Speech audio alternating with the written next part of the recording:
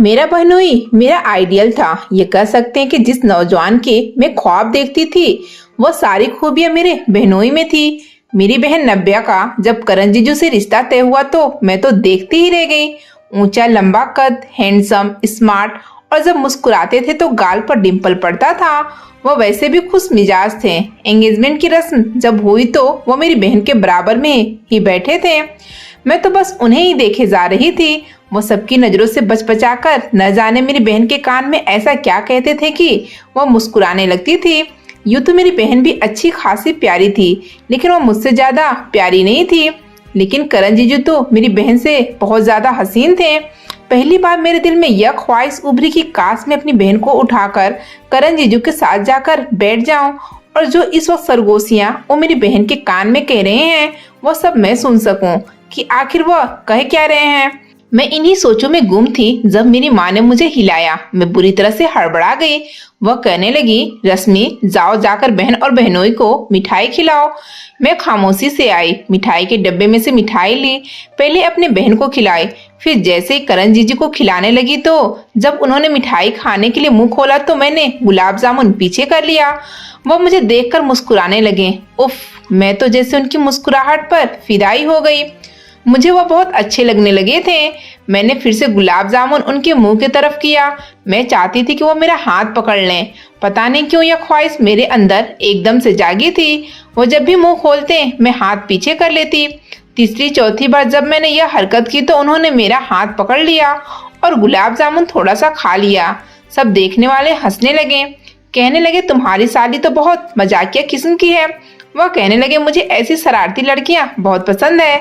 मेरी तो अपनी साली के साथ बहुत जमने वाली है। क्यों साली साहिबा? उन्होंने यह सब शायद मजाक में कहा था, लेकिन मेरे तो दिल की ख्वाहिश जैसे उनकी जुबान पर आ गई। बहरहाल बाकी बचा हुआ गुलाब जामुन मैंने अपने मुंह में डाल लिया। अगर यह कहा जाए तो झूठ नहीं होगा कि मुझे अपनी बहनोई से पहली नजर में ही मोहब्बत हो गई थी और मैं चाहती थी कि किसी न किसी तरह अपने बहनोई को अपना लूं और वो मेरी बहन को छोड़कर मुझसे शादी कर लें। 2 महीने बाद मेरी बहन की शादी थी और मैं यह सोचने में लगी थी कि कैसे इस रिश्ते को तोड़ डालूं। एक बार हम लोग करण जीजू के घर दावत पर गए, क्योंकि उन लोगों ने हमें दावत पर बुलाया था। मैं वहां बहुत ज्यादा तैयार होकर गई थी। खाना बड़े खुशहाल माहौल में खाया गया। फिर सब बड़े बात करने लगे तो वो पूछने लगे कि शादी की तैयारियां कैसे हो रही है। जब अचानक करण जीजू ने मुझे इशारा किया, मुझे इशारे से कहने लगे कि ड्राइंग रूम से बाहर आओ। यह देखकर तो मेरा दिल जोर जोर से धड़कने लगा कि आखिर वो मुझे बाहर क्यों बुला रहे थे। मैं ड्राइंग रूम से उठकर बाहर चली गई। कुछ देर बाद वह भी कमरे में आ गए और फिर वो मुझे अपने कमरे में ले गए, मेरा हाथ पकड़कर। मैं तो यूं थी जैसे कोई कटी पतंग। मैं किसी कटी पतंग की तरह उनके साथ खींचती चली जा रही थी। मेरा दिल सीने के अंदर बंद सा हो गया। वह मुझे कमरे में ले गए। कमरे में ले जाकर उन्होंने दरवाजा बंद कर दिया। मैं तो यूं थी कि हैरत से उन्हें देखे जा रही थी। वो कहने लगे, तुमसे बात करनी थी इसलिए मैंने तुम्हें बाहर बुलाया है। मैंने कहा, जी कहीं क्या बात करनी है आपने? मैं समझी शायद वो मेरी तारीफ करेंगे, क्योंकि जब से मैं उनके घर आई थी तो उनकी छोटी बहन, उनकी माँ, उनकी बड़ी भाभी सबने मेरी तारीफ की थी कि तुम तो बहुत प्यारी लग रही हो। तुमने तो अपनी बहन से भी ज्यादा हुस्न पाया है। तुम बेहद हसीन हो। मैं ऐसे कुछ जुमले करण जीजू से सुनना चाहती थी। वो कहने लगे, मुझे नव्या का नंबर चाहिए। यह सुनकर तो जैसे मेरा दिल बुझ सा गया। मैंने कहा, दीदी का नंबर आप क्या करेंगे? मेरी बात सुनकर वो मुस्कुराए और उनके चेहरे पर पड़ने वाला डिम्पल मेरी जान ले गया। मैंने कहा, वह क्यों?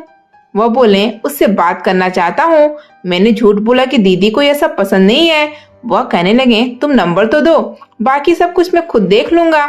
मैंने कहा, आपको दीदी के बारे में जो बात करनी है मुझसे कर लें। मुझे उनके बारे में सब कुछ पता है। आप कहें तो मैं अपना नंबर दे दूं। मेरी बात पर वो मुस्कुराने लगे, फिर कहने लगे, नहीं तुम्हारा नंबर मैं क्या करूंगा। मैंने कहा, दीदी से आपने जो कहना है वो मुझसे कह दीजिएगा, फिर मैं आपका संदेश दीदी तक पहुंचा दूंगी।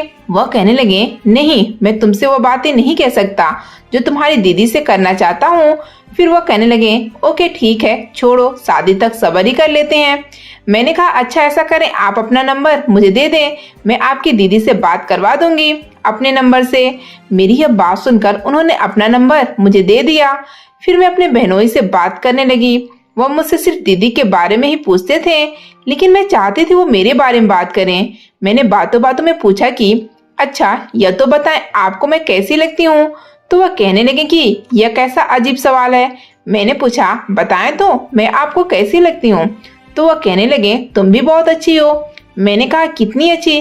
कहने लगे बहुत अच्छी, मेरी इतनी मदद कर रही हो। मैंने कहा तो अगर मदद ना करती तो क्या अच्छी नहीं लगती।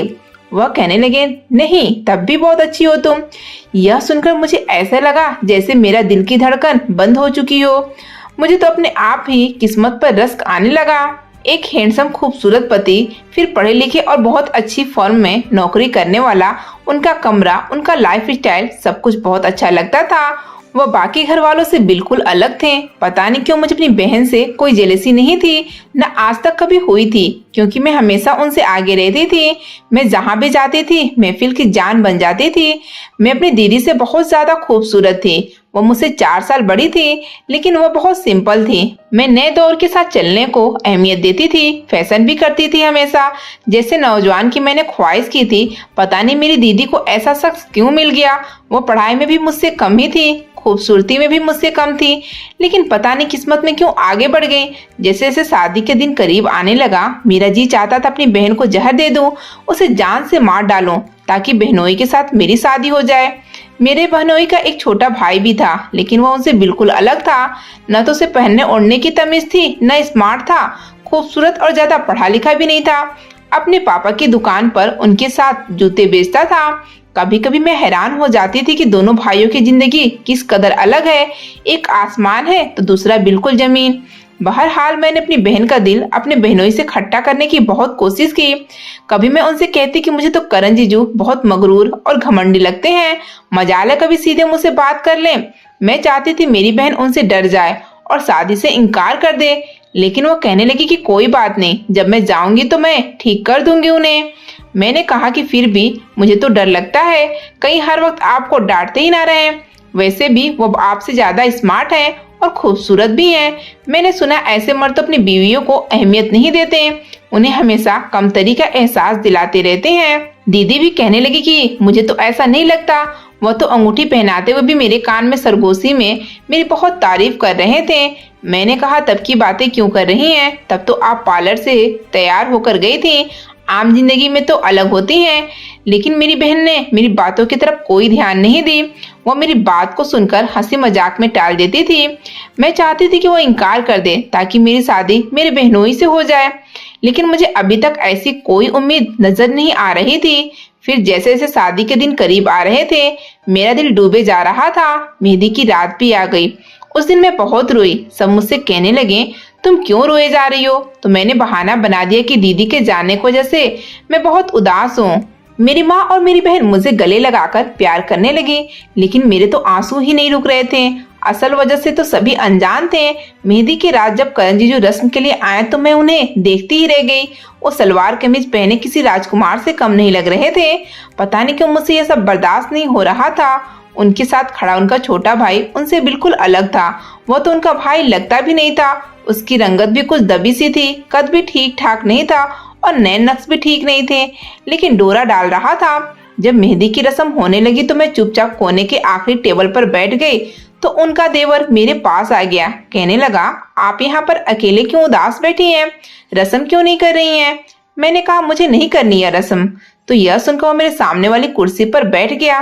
कहने लगा क्यों नहीं करनी रस्म, आपकी बहन की शादी है, रस्म नहीं करेंगी। मैंने कहा हाँ, मैं अपनी दीदी के जाने की वजह से बहुत उदास हूँ। तो कहने लगा इसमें रोने की क्या बात है या उदास होने वाली क्या बात है। आपको अगर आपकी दीदी से इतनी मोहब्बत है तो मैं आपका यह मसला हल कर सकता हूँ। मैंने उसे हैरत से देखा। फिर मैंने उसे कहा वह कैसे। कहने लगा आप अपनी दीदी के देवरानी बन जाए। उसकी बात सुनकर मेरे तो जैसे होश ही उड़ गए। उसकी हिम्मत भी कैसे हुई मुझसे इस किस्म की बात करने की। था क्या वह, कहाँ मैं। यह कहते हुए वह मुस्कुराते हुए कहने लगा मुझे तो आप पहली नजर में बहुत अच्छी लग गई थी, लेकिन मैंने सोचा कि जब मेरी बारी में वक्त आएगा तो मैं आपका नाम ले लूंगा। मैंने कहा तुम्हारी हिम्मत भी कैसे हुई मेरे बारे में ऐसा सोचने की। मेरी बात पर उसके मुस्कुराते हुए चेहरे पर संजीदगी छा गई और मुझसे कहने लगा क्या मतलब, मैं आपके बारे में क्यों नहीं सोच सकता। मैंने कहा आप जाकर खुद को आईने में देखे तो आपको पता चल जाएगा। अब मैं इतनी भी गिरी पड़ी नहीं हूँ कि तुम जैसे शख्स के साथ शादी करूंगी। अपने भाई को देखा है तुमने, कितनी जबरदस्त शख्सियत है उनकी, और खुद को देखो, मैं कभी भी तुमसे शादी नहीं करूंगी। मेरी बात सुनकर वो फौरन ही कुर्सी से उठकर चला गया। मैं वैसे ही दबी बैठी थी। मेरे तो जैसे अरमानों का कत्ल हो गया था। मेहंदी की रस्म भी हो गई। फिर शादी की रात जब मेरी बहन विदा होकर अपने ससुराल चली गई तो मुझे पूरी रात नींद नहीं आई थी। जब भी मैं यह सोचती कि मेरा बहनोई मेरी बहन को अपनी मोहब्बत में जकड़ रहा होगा तो मैं तड़प सी जाती थी। मुझसे ये सब कुछ बर्दाश्त ही नहीं होता था। वह सारी रात मैंने रोकर गुजार दी। सुबह तक मेरी आंखें बहुत ज्यादा सूजी हुई थी, जिन्हें देखकर मेरी माँ कहने लगी कि इतना भी क्या हो गया, इतनी मोहब्बत तो कभी तुमने नब्या से नहीं की जितना अब तुम उसके लिए रोए जा रही हो। यूं नहीं रोते, बहन की खुशियों के लिए प्रार्थना करते हैं। बाहर आओ और रिसेप्शन में जाने की तैयारी करो। रिसेप्शन के फंक्शन में जब मैंने अपनी बहन को मुस्कुराते हुए देखा तो मेरे तो तन बदन में आग सी लग गई। मेरे बहनोई भी बहुत खुश थे, उसका हाथ पकड़े हुए थे, उसके कान में सरगोशियां कर रहे थे, यकीनन मोहब्बत की रस भरी बातें कर रहे थे जो मैं सुनना चाहती थी। वह भी उसके मुंह से। मेरे अंदर हसद और जलन की आग जलने लगी। मेरे बहनोई मुझे अपनी तरफ बुला रहे थे तो ना चाहते हुए भी मेरी कदम उनके तरफ बढ़ने लगे। ऐसा लगता था जैसे मैं उनके हाथ की कठपुतली बन गई हूँ। पता नहीं, ये मोहब्बत भी बड़ी अजीब चीज होती है, किसी से भी कभी भी हो जाती है। जब मैं उनके पास गई तो मुझे अपने बराबर बैठने का इशारा करने लगे। मैं फौरन से उनके पास बैठ गई। वह कहने लगे, मैंने सुना है मेहंदी पर भी बहुत रोई थी तुम, आंखें भी सूजी हुई है, क्या बात है? वह बड़े प्यार से मुझसे पूछ रहे थे। मैंने कहा, आपने मेरी बहुत प्यारी दीदी को मुझसे छीन लिया।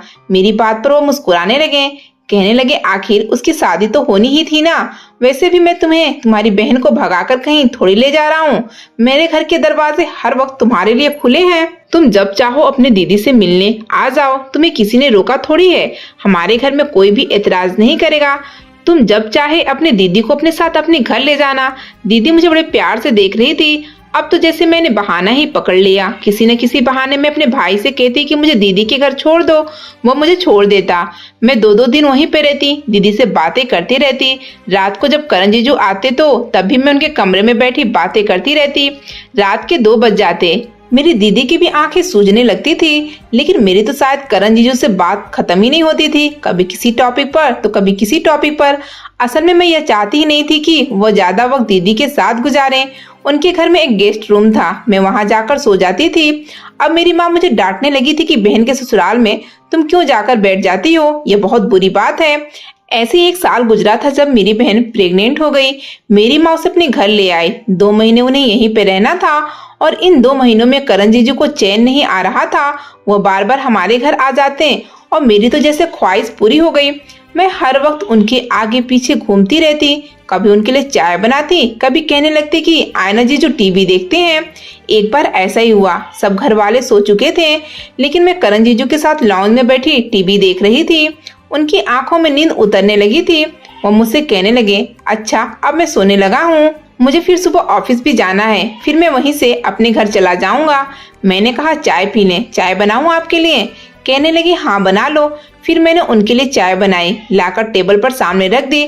फिर मैं खुद भी उनके बराबर में बैठ गई। यह देखकर वह जरा सा पीछे हटे। फिर मैं उनसे कहने लगी कि आप मुझे बहुत अच्छे लगते हैं। दीदी तो बहुत लकी है जो उन्हें आप जैसा पति मिला है। मैं उस वक्त बीए के आखिरी साल में थी। यह सुनकर वो मुस्कुराने लगे, फिर कहने लगे कि ऐसी कोई बात नहीं है, तुम्हारी दीदी भी बहुत अच्छी है। मैं खुद को खुशकिस्मत समझता हूँ कि मुझे नब्या जैसी बीवी मिली है। उनका ऐसा कहना मुझे बड़ा बुरा लगा और यह मुझसे बर्दाश्त ही नहीं हो रहा था कि वो दीदी की तारीफ कर रहे हैं। मैंने कहा, आपको अजीब नहीं लगता? दीदी ने तो सिर्फ इंटर तक पढ़ा है और आप अच्छे खासे पढ़े लिखे हैं। तो वह कहने लगे, इसमें बुरा मानने वाली कौन सी बात है और अजीब क्यों लगेगा, उसमें और बहुत सी खूबियां हैं।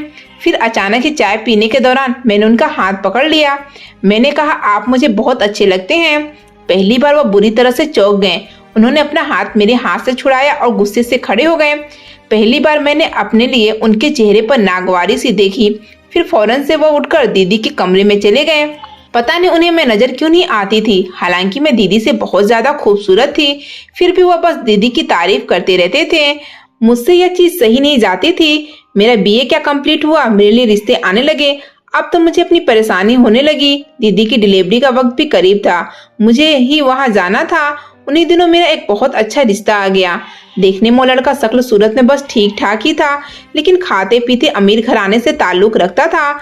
मेरा दिल नहीं मानता था। मैं तो अपनी बहन के मर जाने की दुआएं करती थी कि भगवान करे डिलीवरी में वो मर जाए और अपने बहनोई से मेरी शादी हो जाए। मेरी माँ बार बार मुझसे पूछ रही थी कि क्या जवाब दूं, तो मैंने कहा कि मम्मी अभी आप रुक जाएं, मुझे भी शादी नहीं करनी। दीदी की हालत देखी है आपने, किसी भी वक्त खबर आ सकता है। बस अभी आप छोड़े मेरी शादी को ना, पहले दीदी का वक्त तो पूरा हो जाए फिर देखा जाएगा।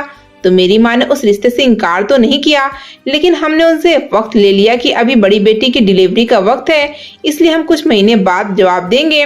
उन्हीं दिनों में बड़े दुआएं मांगी कि भगवान करे मेरी दीदी मर जाए और इसी बहाने से मेरी शादी मेरी बहनोई से हो जाए।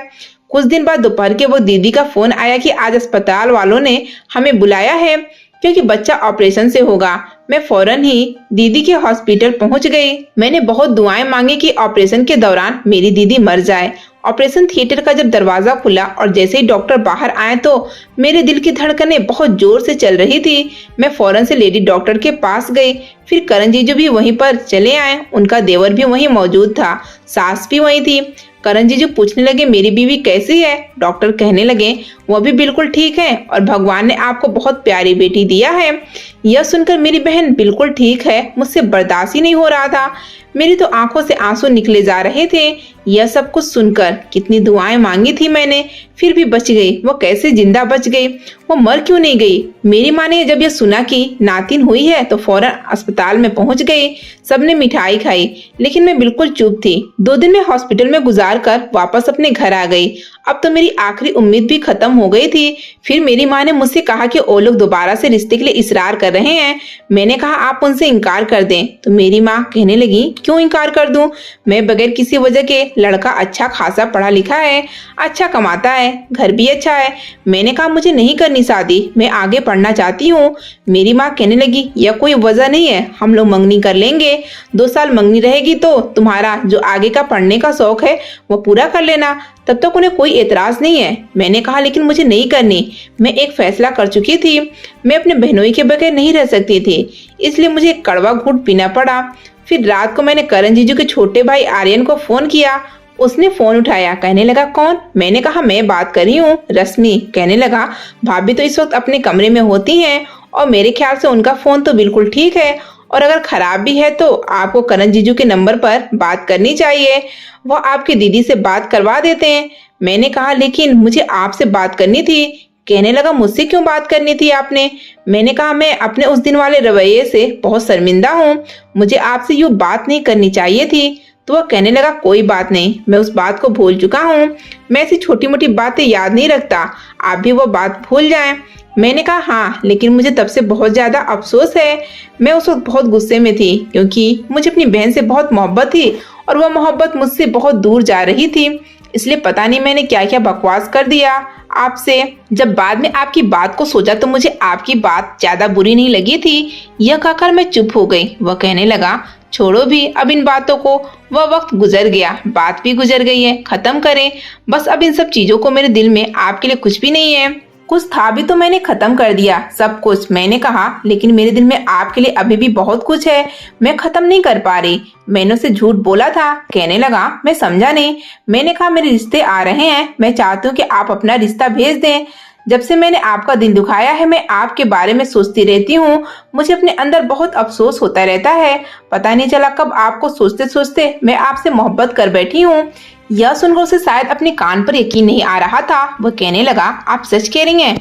मैंने कहा हाँ मैं सच कह रही हूँ, तो क्या आप मेरे लिए रिश्ता भेजेंगे। वह कहने लगा क्यों नहीं, मैं आज अपनी माँ से बात करता हूँ, भाई से भी बात करता हूँ, भाभी से भी करता हूँ।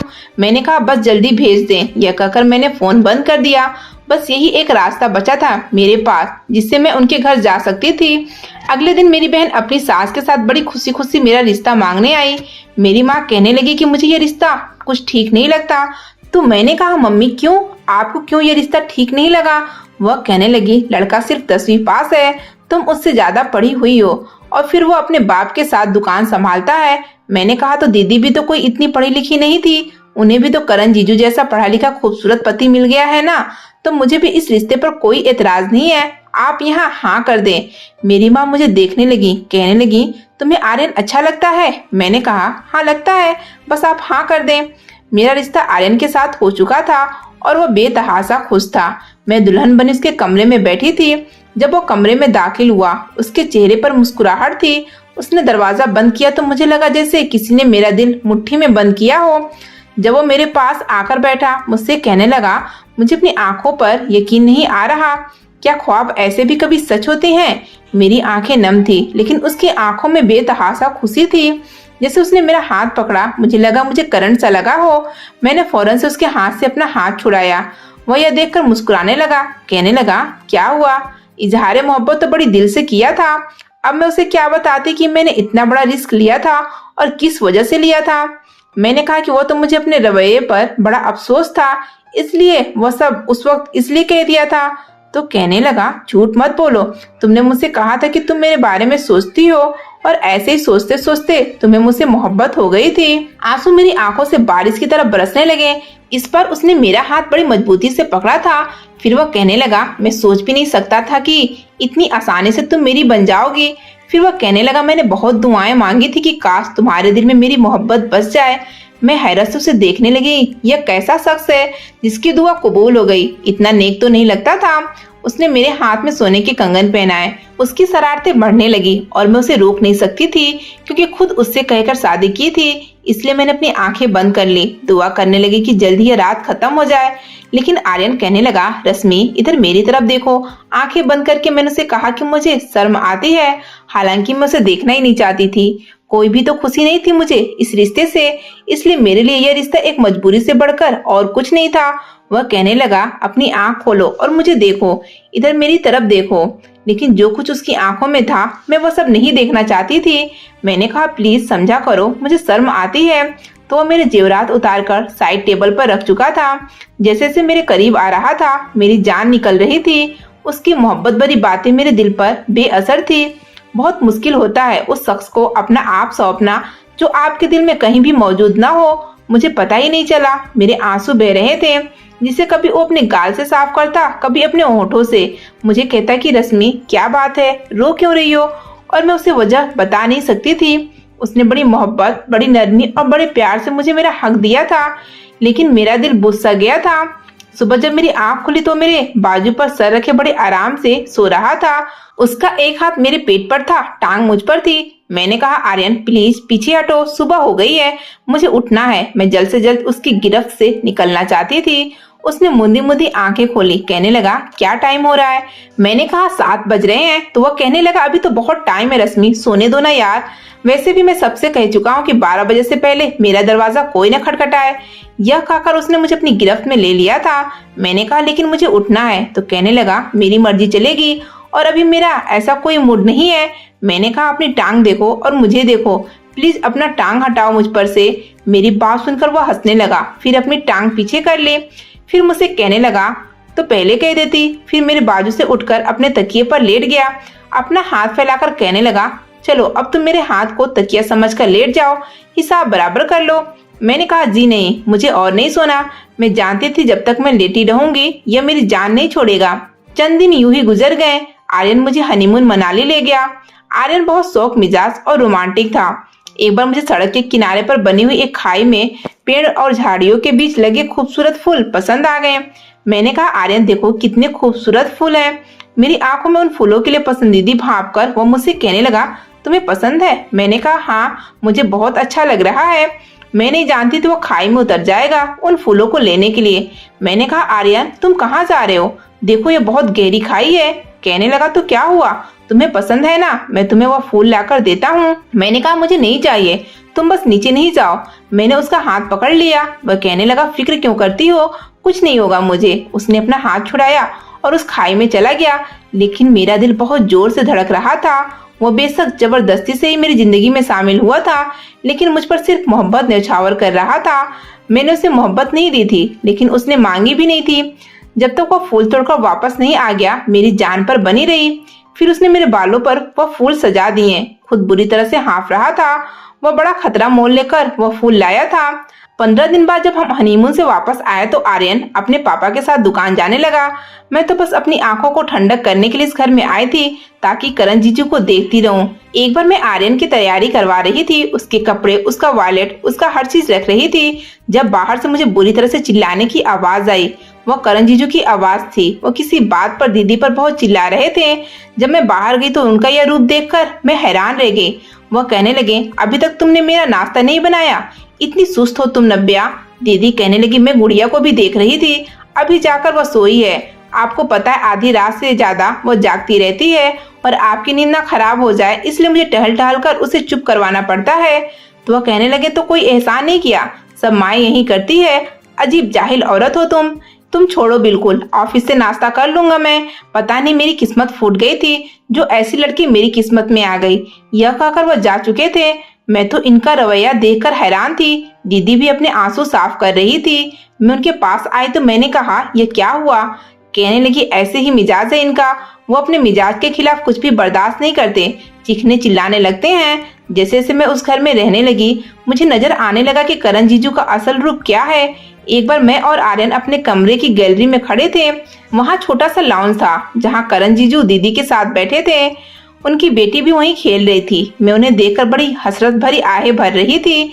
जब मैंने देखा कि दीदी ने करण जीजू के हाथ के ऊपर अपना हाथ रखा, शायद वो कोई बात कर रही थी, जब उन्होंने बुरी तरह से उनका हाथ झटका, कहने लगी, अपना हाथ पीछे करो, अजीब मर्दों जैसे हाथ है तुम्हारे, पता नहीं किस किस्म की औरत हो तुम। एक ही बच्चा पैदा करने के बाद तुमने अपना शरीर देखा है, अजीब बेढंगापन आ गया है तुम में। दीदी कहने लगी, औरत शादी के बाद वैसी नहीं रहती, बच्चे की पैदाइश के बाद उसका फिगर बिगड़ जाता है। मैं कोई मशीन नहीं हूँ जो मुझे कुछ नहीं होगा। मैं तो बोर हो चुका हूँ तुमसे यह बातें सुनकर। यह सुनकर आर्यन कहने लगे, मुझे करण भाई की यह आदत बिल्कुल पसंद नहीं है। भला इसमें भाभी का क्या कसूर है? वह जैसे भी हैं, आखिर उन्होंने इनके बच्चे को ही तो पैदा किया है ना, इनकी नस्ल को बढ़ाया है। औरत हमेशा वैसी नहीं रहती, और अगर बदलती है तो मर्द की वजह से ही बदलती है। उसी के तो बच्चे पैदा करती है, घर को संभालती है और उसी को संभालते हुए अपने आप पर ध्यान नहीं दे पाती। वह औरतें जो ऐसी होती हैं, मॉडल्स, एक्टर्स वगैरह, जो हर वक्त अपने आप पर ध्यान देती हैं, वो बच्चे नौकरों के भरोसे छोड़ देती हैं। मैंने कहा, आर्यन, अगर मैं भी ऐसे मोटी हो गई, अगर मैं भी दीदी की तरह हो गई तो क्या तुम भी मुझे बातें सुनाओगे? तो वह कहने लगा, नहीं, मैं तुम्हें ऐसी बातें नहीं सुनाऊंगा, मैं तुमसे और भी ज्यादा मोहब्बत करने लगूंगा, क्योंकि तुम अपना आप मेरी खातिर, मेरी औलाद की खातिर गंवा चुकी होगी। जो हुस्न तुमने अपने साथी के लिए गंवा के रख दोगी तो इससे और भी ज्यादा मोहब्बत करनी चाहिए तुम्हारे साथ। दोनों भाइयों की सोच बड़ी अलग थी। यह ज्यादा पढ़ा लिखा नहीं था, लेकिन घर में सबसे ज्यादा पैसे यही दे रहा था, क्योंकि यह बहुत मेहनती था। अपने बाप की सारी दुकान इसने संभाल रखी थी। करण जीजू उधर बस चंद हजार अपनी माँ के हाथ पर रखते थे, दीदी को भी खर्चा नहीं देते थे, बस अपने आप पर सारे पैसे लगाते रहते थे।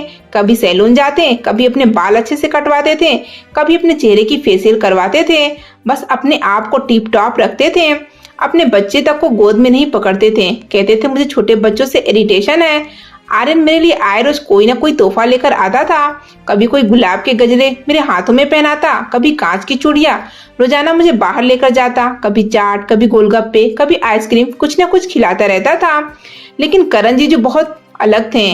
मेरी दीदी तो सबके सामने कुछ नहीं कहती थी, लेकिन मैं जानती थी कि वो खुश नहीं है। जिस तरह का रवैया करण जीजू का था और उनका मिजाज जिस तरह का था, कोई भी लड़की उनके साथ ज्यादा खुश नहीं रह सकती थी। हर वक्त मेरी बहन को कम पढ़ाई के ताने देते रहते थे। उनकी खूबसूरती, उनका खराब बिहेवियर की वजह से अब मुझे कुछ भी नहीं लगता था। लेकिन मेरे दिल में आर्यन घर कर चुका था। जब मैं प्रेग्नेंट हुई तो मेरा बहुत ख्याल रखता था। मैंने भी एक बेटी को ही जन्म दिया था, लेकिन वह तो यूं खुश था जैसे पता नहीं क्या हो गया हो। वह रातों को मेरे साथ जागता, कहता, लाओ इसे तुम मुझे दो, तुम आराम करो, तुम्हें आराम की ज्यादा जरूरत है। और मैं यह सोचती थी कि मैं कितनी बुरी थी। जिस शख्स की खातिर मैं अपनी बहन के मरने की दुआएं करती थी, वह शख्स तो इस काबिल था ही नहीं कि उसके साथ जिंदगी गुजारी जाती। वह सिर्फ चेहरे के खूबसूरत हैं, और यह सब अब मुझे समझ में आ रहा था कि वो अंदर से बहुत बदसूरत हैं। और आर्यन जो देखने में उतना खूबसूरत नहीं था, लेकिन बहुत हसीन था। उसका बिहेवियर बहुत अच्छा था। मुझे अपने पति से मोहब्बत हो चुकी थी। मैं खुद को खुश नसीब समझती थी कि मेरी शादी आर्यन से हुई है। कभी कभी खूबसूरत नजर आने वाली चीजें बस आंखों को भली लगती है, लेकिन जब उनकी हकीकत को देखा जाए तो उनसे ज्यादा बदसूरत और कोई चीज नहीं होती। इसलिए कभी भी बाहरी सुंदरता को देखकर आकर्षित नहीं होना चाहिए।